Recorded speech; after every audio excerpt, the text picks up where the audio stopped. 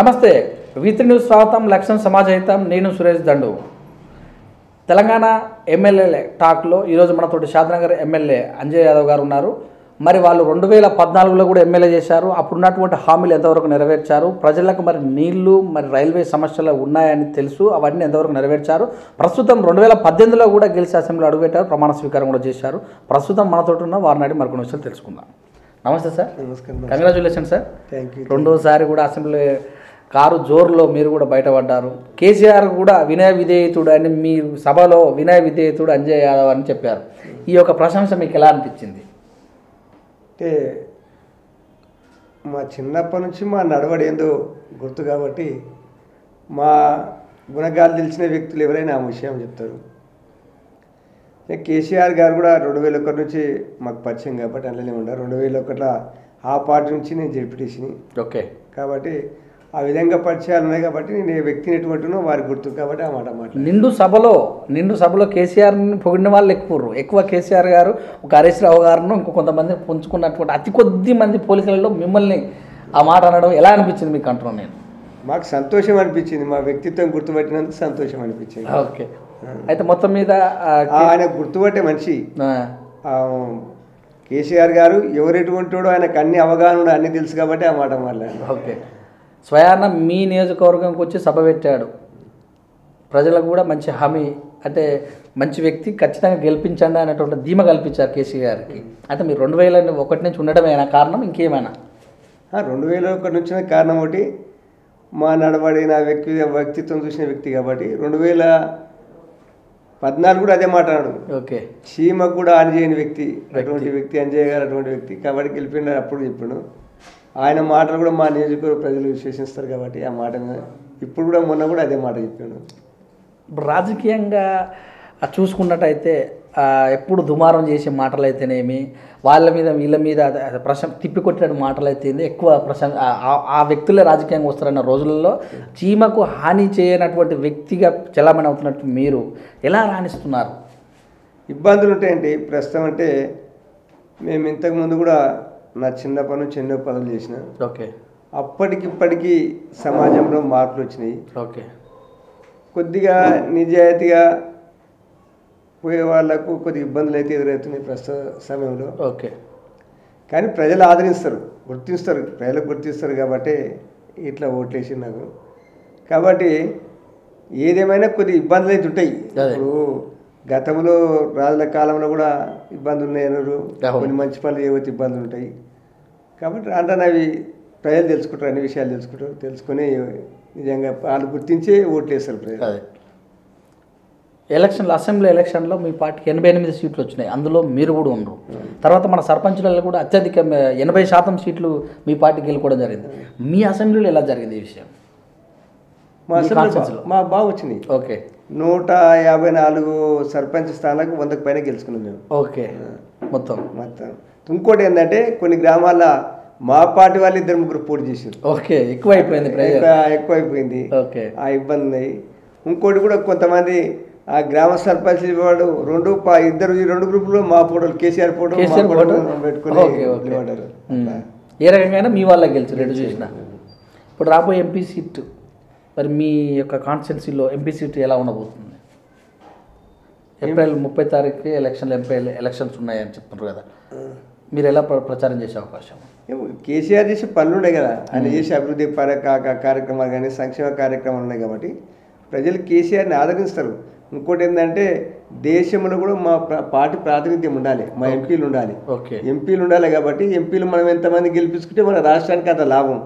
అట్లా ఎందుకంటే వాళ్ళు రాష్ట్ర క్షేమం కొరకు, రాష్ట్ర అభివృద్ధి కొరకు పాటుపడాలి కాబట్టి ఎంపీలు ఎక్కువ మంది నిజంగా 17కు 16 గెలిస్తే మనకు మంచి విలువ ఉంటుంది మన రాష్ట్రానికి. ఓకే. ఇప్పుడు కేసీఆర్ గారు థర్డ్ ఫ్రంట్ పెట్టి ముందుకు వెళ్తున్నారు కదా, అది ఎలా ఉండబోతుంది? ఒక రాజకీయ విశ్లేషకులుగా 2001 నుంచి కూడా మీరు చిన్న స్థాయి నుంచి వచ్చారు రాజకీయం, కానీ జెడ్పీటీసీ గెలిచి ఎమ్మెల్యే స్థాయికి వచ్చారు, అది కూడా 2 సార్లు. ఎలా ఉండబోతుంది? కేసీఆర్ గారు మీరు ఒకటి తెలుసండి, నాకు తెలిసినంత వరకు ఆయన చాలా మేధా సంపన్నుడు. కేసీఆర్ తెలంగాణ టీఆర్ఎస్ పార్టీ పెట్టి తెలంగాణ కొరకు పోరాటప్పుడు చివరి నమ్మలే. ఓకే. చెన్నారెడ్డి గారే తీసుకురాలేదు, కేసీఆర్ చేస్తారు తెలంగాణ అన్నారు. అందరి అంచనా తలకింద చేసి కూడా కేసీఆర్ తెలంగాణ అహింసాయుతంగా అవును. అహింసాయుతంగా పోరాడి తెలంగాణ ఇచ్చాడు. కాబట్టి థర్డ్ ప్రింట్ పెట్టినా అది దాని టైం పడుతుంది, ఏదానికి టైం వస్తుంది. మంచి ఆలోచన ఏ విధంగా చేయాలి, ఎట్లపై ముందుకు రావాలనే ఆలోచన అన్ని విధాలు ఆలోచించి చేస్తారు. కాబట్టి ఆయన అన్నింటిలో సక్సెస్ అయ్యారని నాకు నమ్మకం. కేటీఆర్ కూడా ఈ అసెంబ్లీ గెలిచిన వెంటనే వర్కింగ్ ప్రెసిడెంట్ ఇవ్వడం జరిగింది. దీని మీద మీకు ఎలా అనిపిస్తుంది? ప్రభుత్వం ఇంకా పార్టీ కానీ ఎలా ముందుకు వెళ్ళే అవకాశం? కేసీఆర్ గారు రాష్ట్రం మీద దృష్టి రాష్ట్ర అభివృద్ధి కొరకు ప్రయత్నం చేస్తున్నాడు. అదేవిధంగా సమాంతరంగా దేశ రాజకీయాల్లో పాల్గొంటాడు. కాబట్టి పార్టీ పరంగా పార్టీ కూడా స్ట్రెంథన్ కావాలి. కాబట్టి కేటీఆర్ యువకుడు, మంచి ఆయన కూడా తెలివితేటలు ఉన్న వ్యక్తి, అనుభవం ఉన్న వ్యక్తి. బాగా ఆయన ఆధ్వర్యంలో పార్టీ చాలా పుంజుకుంటాయనే ఉద్దేశంతో వర్కింగ్ ప్రెసిడెంట్ చేసినందుకు అందరూ సంతోషపడుతున్నారు. ఇక నీ అసెంబ్లీ స్థానాలకు వస్తే లాస్ట్ టైము చాలా వరకు కూడా కొన్ని చోట్ల వాటర్ సమస్య బాగా ఉందని అన్ని మీడియాలలో కూడా కోడే కూర్చున్నాయి. దాన్ని మీరు సమాధానం కూడా చెప్పారు. వాస్తవానికి అది ఎంతవరకు? మా తానండి షాద్నగర్ నియోజకవర్గం మన తెలంగాణ రాష్ట్రంలో ఆంధ్రప్రదేశ్లో, ఉమ్మడి ఆంధ్రప్రదేశ్లో కూడా సముద్ర తీరానికి చాలా ఎత్తైన ప్రదేశం. అవును. మా తాను వర్షాలు తక్కువ. అవును. బోర్లు 1000 ఫీట్ల వరకు వేసిన బోర్లలో నీళ్ళు రావు. అవును. మేము సాధ్యమైనంత వరకు బోర్లు నీళ్ళు డ్రింకింగ్ వాటర్ బోర్డ్స్ వేసినాం.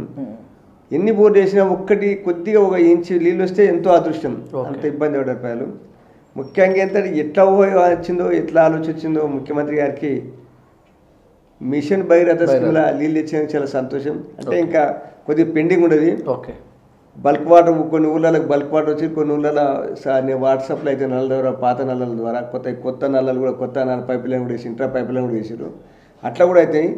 ఆ నీళ్ళే రాకపోతే మాత్రం మా షాద్నగర్ పోయి సంవత్సరం అసలు వర్షాలు లేవు, చాలా ఇబ్బంది. చేనులు నిండిపోయినాయి. ఓకే. పశువులకు కానీ ఏదైనా తానికి దొరికి ఇబ్బంది అయింది. పశువులు కూడా అమ్ముకున్నారు.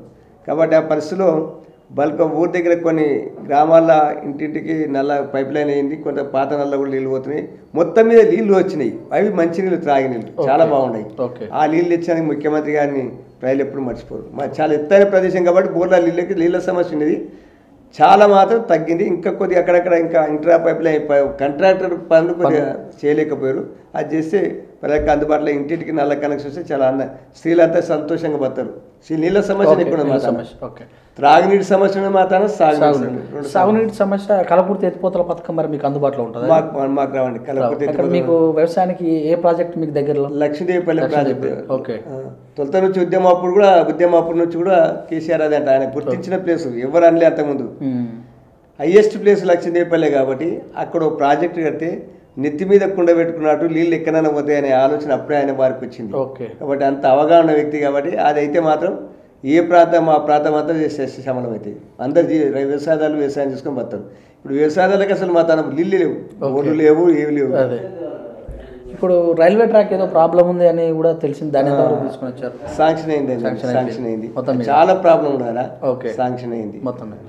ఈ 1వ దఫాలో మిషన్ కాకతీయ ఎంతవరకు వచ్చింది మీ అసెంబ్లీ నియోజకవర్గంలో? మా తన దాదాపు 70% ఎక్కువైందని. కానీ మా తన వర్షాలు లేవు. ఆ వర్షాలు ఉండి మాత్రం చెల్లితే చాలా ఆనందం. ఎందుకంటే పశుపక్షాదులకు కానీ ప్రతి దానికి నీళ్ళుంటే ఎంతో తానికి నీళ్ళు దొరుకుతాయి. కాబట్టి అవి మా తన వర్షాలు లేక ఇబ్బంది. వర్షాలు పడితే మాత్రం చాలా మంచి స్కీమ్. అది ఎవరు ఊహించలే. ఇన్ని ప్రభుత్వాలు ఇన్ని వచ్చినాయి. నిజంగా కాకతీయ రాజులు అప్పుడు ఏం చేసిరో కానీ దాన్ని ఆలోచించిన వ్యక్తి లేకపోయాడు. ఎందుకంటే ఎవడన్నా గ్రామంలో వచ్చారు గండి పడదు తూము పోయేది అంటే పైరులు చేయంగా ఊరికో 4-5 మంజూరైంది. ఇంత పెద్ద మొత్తంలో వ్యవసాయదారులకు ఆలోచించి ఇంత మంచి స్కీమ్ పెడతా అంటే ఎవరి నుంచి కాలే, అది కేసీఆర్ గారి నుంచి అయింది. ఇప్పుడు మిగతా పథకాలు ఉన్నాయి, కళ్యాణ లక్ష్మి ఉంది, కిడ్స్, కేసీఆర్ కిడ్స్, ఇవన్నిటి వల్ల ప్రజలలో ఎలాంటి స్పందన వస్తుంది మీ అసెంబ్లీలో? మంచి సంక్షేమ కార్యక్రమం అండి. నిజంగా వెనకటి పెద్దలు అనేది 100 అబద్ధాలు పెళ్లి చేయమనేది ఎవరైనా ఊహించినా. ఎంతోమంది నిజంగా బీదోళ్ళు ఉంటారు, వాళ్ళకి అడవిలో పెళ్లి చేయాలంటే చాలా బాగా ఇబ్బంది. కొన్నిసార్లు ఉద్యమ సమయంలో కేసీఆర్ గారు కొన్ని తండలకు పోయినప్పుడు మీ పిల్లల్ని ఎందుకు అమ్ముతున్నారు అంటే, అడవిలో ఎందుకు అమ్ముకుంటారంటే మేము పెళ్లి చేయలేక అమ్ముకుంటున్నాం, వాళ్ళకి పెళ్లి చేయాలి, మేము బీదోళ్ళం పెళ్లి చేయలేమన్నారు. అవన్నీ దృష్టి. ఎందుకంటే ఉద్యమ సమయంలో కానీ ఎప్పుడే కానీ అన్ని ప్రాంతాలు తిరుగుడు, అన్ని జాతుల కులాల సమస్య గుర్తు, ప్రాంతాల సమస్య గుర్తు కాబట్టి ఆ విధంగా కళ్యాణ లక్ష్యం ఇచ్చింది కాబట్టి చాలా సంతోషం, చాలా మందికి మేలు జరుగుతున్నది. ఓకే. కాబట్టి ఇప్పుడు ప్రస్తుత సమయంలో 1,00,000 రూపాయలు 110 రూపాయలు వస్తుంటే ఎంతో ఆసరా వాళ్ళకు. అటువంటి మంచి స్కీమ్ తెచ్చింది, చాలా సంతోషదగ్గ విషయం. ఇప్పుడు మీరు ఈ రెండోసారి ప్రమాణ స్వీకారం కూడా చేశారు. మరి ఈ టర్మ్లో మీరు కొత్తగా ఏం హామీ ఇచ్చారు మన అసెంబ్లీలో? మేము తక్కువ సాగునీరు కొరకే, సాగునీరు దాని కొరకు సాగునీరు మాకు చాలా ఏంటంటే చాలామంది వ్యవసాయదారులు కొంతమంది రియల్ ఎస్టేట్ చేసి భూములు అమ్ముకొని తెలియక అమ్ముకొని బీదలు నష్టపోయారు. కాబట్టి ఇప్పుడు కొద్ది ఒక్క మిగతా వాళ్ళంతా వ్యవసాయం మీద పడతారు కాబట్టి వాళ్ళు నీళ్ళకి ఇబ్బంది పడుతుంది. కనుక హైదరాబాద్ మాకు దగ్గర అన్ని దగ్గర కాబట్టి కొద్దిగా కూరగాయలు వంటన్నా నీళ్ళు ఉంటే బాగుంటుంది, సాగునీరు వస్తే బాగుంటుంది. ఆ లక్ష్మీదేవిపల్లె ప్రాజెక్ట్ అయితే మాత్రం రైతులకు నిజంగా ధన్యులు అవుతారు. మరి పరిశ్రమలు ఎలా ఉంటాయి మీ షాద్నగర్లో యువతకు? పరిశ్రమలు చాలా ఉన్నాయండి, అన్ని స్పాంజ్ ఐరన్ ఫ్యాక్టరీలు ఉన్నాయి. ఓకే. దాని నుంచి మా షాద్నగర్ వ్యవహారం అంటే మాకు చాలా నష్టం జరిగింది. ఓకే. అంత పొల్యూషన్ నీళ్ళ త్రాగునీళ్ళు పొల్యూషన్, వాతావరణ పొల్యూషన్, అంత పొల్యూషన్. ఓకే. చాలా ఫ్యాక్టరీలతో మాత్రం మాకు షాద్నగర్ నష్టమే, చాలా నష్టం. ఓకే. మరి దాని గురించి మీరు ఏమైనా చర్యలు? మేము ఒకసారి అసెంబ్లీలో అప్పుడు ఐటీ శాఖ మంత్రులు ఇండస్ట్రీ మినిస్టర్ కేటీఆర్ ఉన్నప్పుడు అసెంబ్లీలో కూడా చెప్పిన, సార్ మా తన కొన్ని పరిశ్రమలు తెస్తుంటారు, గ్రామీణ ప్రాంతంలో వాతావరణం బాగుండదు, ఇంకా తీసుకొస్తే గ్రామీణ ప్రాంతంలో వాతావరణం కాలుష్యం అయిపోతుంది, ప్రజల జీవనం కష్టమైపోతుంది అంటే వారు కూడా చెప్పారు ఎక్కడ ఒక దగ్గర పెడతాము అట్లా గ్రామీణ ప్రాంతాలు పెట్టన్నారు, పెట్టమని చెప్పారు. నిజంగా మా ప్రాంతంలో ఫ్యాక్టరీలు ఐరన్ ఫ్యాక్టరీలు జీవనోపాధి కల్పించే కంపెనీలు ఉంటే బాగుంటుంది. అవును, అది జీవనోపాధి కల్పించేది కాకుండా పొల్యూషన్ ఎక్కువ ఉంటుంది. అది అంత కాలేజ్ వేస్టేజ్ అవన్నీ చూస్తే చాలా బాధ అనిపిస్తుంది. షాద్నగర్ వాతావరణం జరుగుతుంది. అందులో ఇంకోటి ఏంటంటే అది ఎవరంటే అక్కడ బీహార్ నుంచి అక్కడ ఉత్తరప్రదేశ్ నుంచి పిల్లలు మంచి యువకులను పెట్టుకుంటారు, వాళ్ళు ఎప్పుడో ప్రమాదంలో ఎంతో మంది చచ్చిపోతారు. అయితే మొన్న మీకు టికెట్ రానప్పుడు ఒక వర్గం వచ్చి ఈసారి ఖచ్చితంగా టికెట్ రాలేదు అని అన్నారు సపోర్ట్. ఇప్పుడు ఆ వర్గం ఎలా ఉంది, మీతోటి అనుకూలంగా ఉందా? లేదా వాళ్ళు వెళ్ళి వేరే పార్టీ బీఎస్పీకి వెళ్ళిపోయారు. ఓకే. మొత్తం మీద ఇప్పుడు హరితహార కార్యక్రమం ఎలా ఉంది? ఇప్పుడు వర్షాలు మాతానికి ప్రాబ్లం మొత్తం మేము హరితహారం అని గ్రామీణ ప్రాంతంలో ప్రతి గృహస్థుని కూడా తెలుసు, చెట్లుంటేనే వర్షాలు వస్తాయి, చెట్లుంటేనే క్షేమం అనేది ప్రకృతి అయిపోయింది. కానీ వాళ్ళు చెట్లు పెట్టుకుందామంటే నీళ్ళు లేవు.